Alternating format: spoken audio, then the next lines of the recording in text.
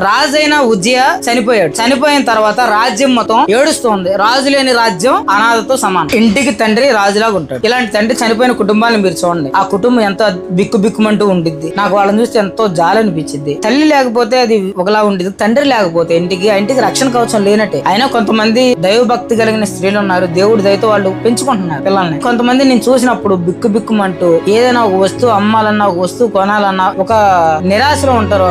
వాళ్ళు ఏదైనా తెచ్చుకోవాలన్నా, బయటికి వెళ్ళాలని ఆడ మనిషి ఏమని చేసి ఎన్నని చేసి, మరి ఇలా ఒక మనిషికి ఎలా ఉంటే ఒక రాజ్యానికి రాజు లేడని పొరుగు దేశానికి తెలిస్తే పొరుగు దేశం ఆగిద్దా? యుద్ధానికి కత్తులేసుకొని వచ్చి రాజ్యంలో కలుపుకుంటానికి తెగనరికి. అలాంటి సందర్భం ఇప్పుడు మీకు చెప్పేది. యోధా దేశం మొత్తం ఎలా ఉంది? రాజు చచ్చిపోయాడు, తండ్రి లేడు. మాకు ఏషియా కాలం నడుస్తుంది. ఏషియా ఏమన్నాడంటే, మీరు అస్సలు భయపడమాకండి, నిన్న రాత్రి నేను రాజును చూశాను అన్నాడు. ఏషియా నీకేమన్నా పిచ్చి పట్టిందా? ఆయన చచ్చిపోతే అందరూ మోసుకెళ్లి సమాధిలో పెట్టాం కదా, రాజును చూశాను అంటావు ఏంటి? ఉజ్జియా రాజు అనుకొని మీరు అనుకుంటున్నారు. ఉజ్జియా రాజు కాదు. ఉజ్జియా కేవలం ఆ సింహాసనం మీద కూర్చోబెట్టడానికి ఎన్నుకోబడిన ఒక వ్యక్తి. రాజు ఎవరంటే, అత్యున్నత సింహాసనం ప్రభువు ఆసీనుడుగా ఉండటం నేను చూచింది. ఏంటంట?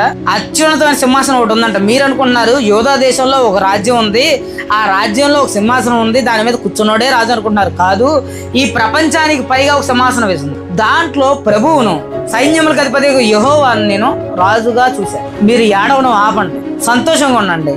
కేవలం రాజే చచ్చిపోయాడు, దేవుడు చనిపోయేవాడు కాదు.